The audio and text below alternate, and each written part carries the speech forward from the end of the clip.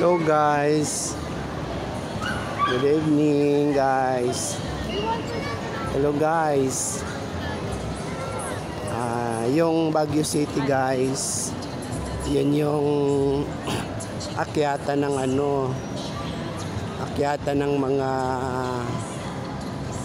yung mga kaluluwa guys. Kasi yun ang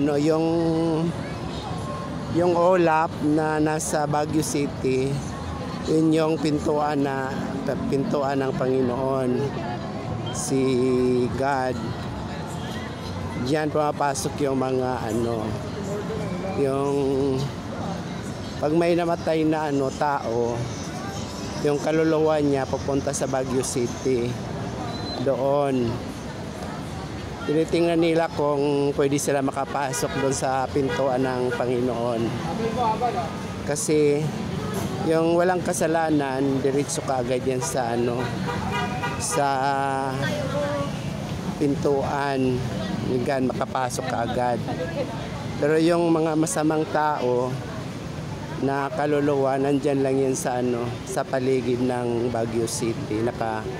Paikot-ikot, gumagala-gala.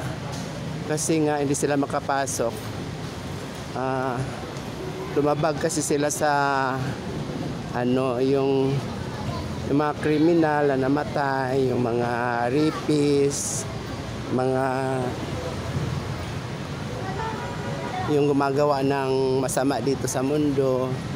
Yan. Yan sila guys. Paikot-ikot lang dyan sila sa Baguio City. Hindi sila makapasok kasi may mga kasalanan sila.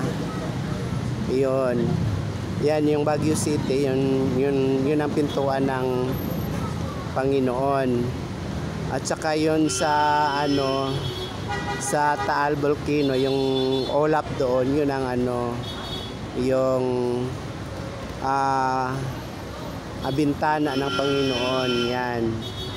Yan. Basta umano yung ulap sa sa lupa, dumaan yun ang diyan pumapasok si Jesus sa ulap. Yan. Yung Baguio City, yun ang Stairway to Heaven. Yan yung pintuan.